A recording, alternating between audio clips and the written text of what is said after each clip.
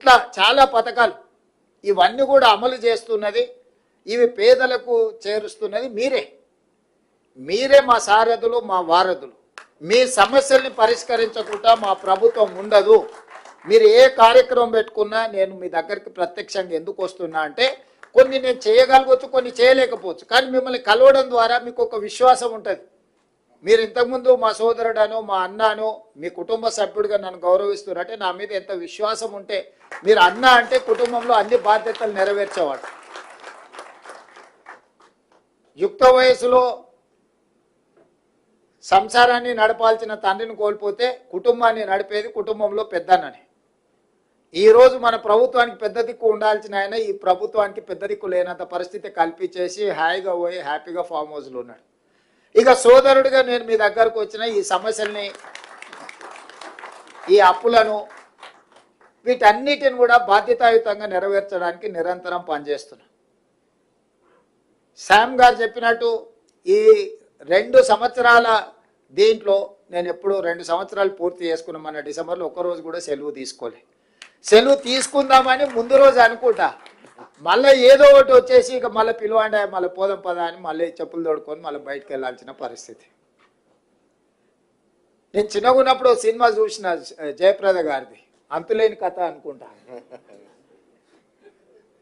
ఆవిడ పెళ్లి చేసుకుందాం అనుకుంటుంది, లోపల చెల్లెల పెళ్లి వస్తుంది, కుటుంబ సభ్యులు, తల్లి ఆరోగ్యం, ఇట్లా జీవితకాలం ఆవిడ కష్టపడుకుంటూనే పోతుంటుంది. చివరికి కూడా తన జీవితంలో తన ఆనందం ఏం లేకుండా మళ్ళీ కుటుంబం కోసమే మళ్ళీ బయలుదేరుతుంది.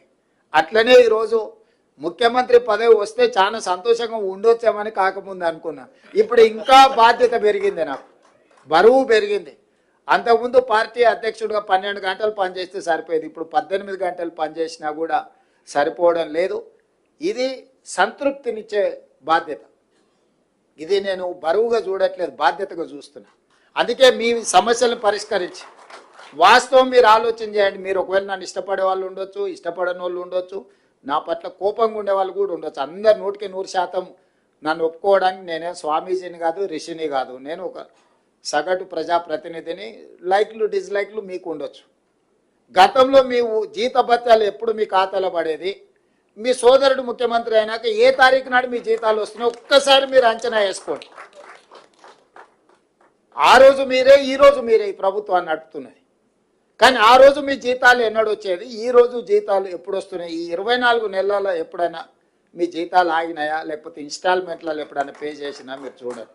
మీ డిఏలలో కూడా 3 డిఏలు ఇచ్చినా ఇవాళ పొద్దున్నే పిలిచి డైరీ ఆవిష్కరణ ఉందంటే తప్పకుండా శ్రీనివాసరావు ఇదేదో పెడతాడు పీఠముడే అని డిఏకి సంతకం పెట్టి, ఫైల్ మీద సంతకం పెట్టి శేషాద్రి గారికి ఇచ్చి,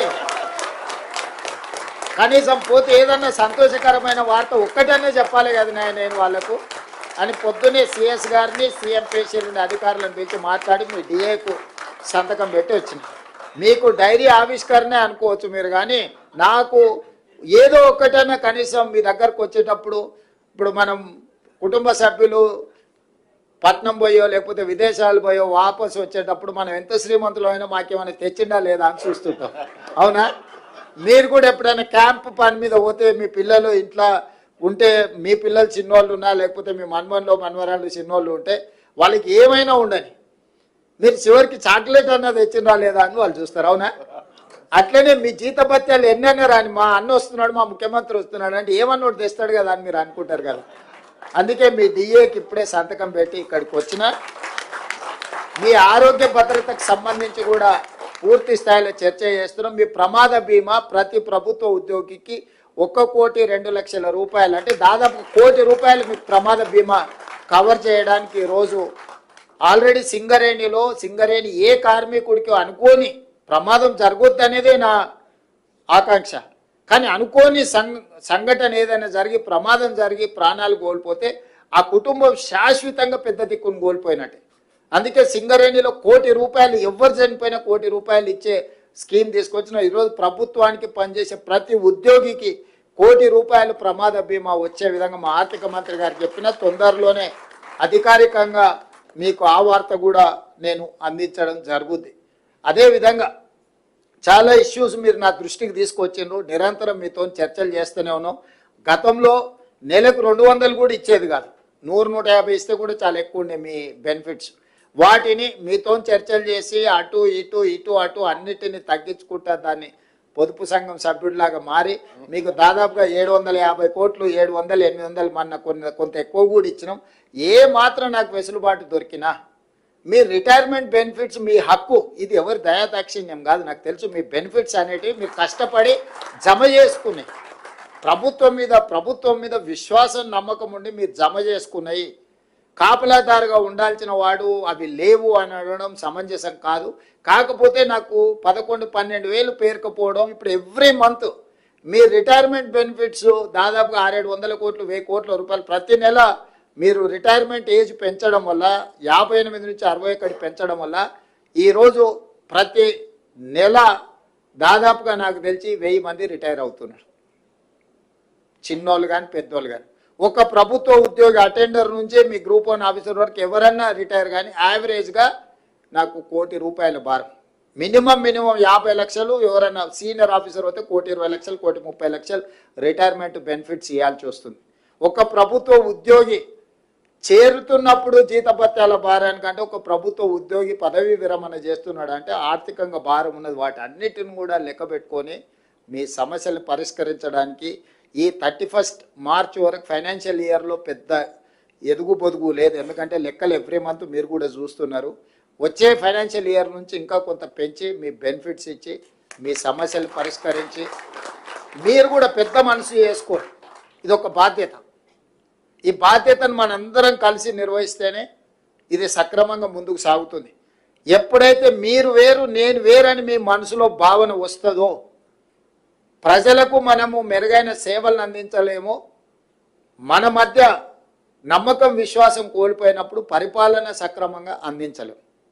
మీరు సంపూర్ణమైన విశ్వాసం ఈ ప్రభుత్వం మీద పెట్టండి. ఈ ప్రభుత్వం మీది. ఇందులో నా పాత్ర నిర్ణయాలు చేయడం వరకే. ప్రతి రూపాయి నా దగ్గరికి రాదు, ఏ రూపాయి నేను చూడను. మీరు పెట్టే సంతకాలను బట్టే రూపాయి పోవడం, రూపాయి రాకడం, రూపాయి పోకడం, ఈ రెండు.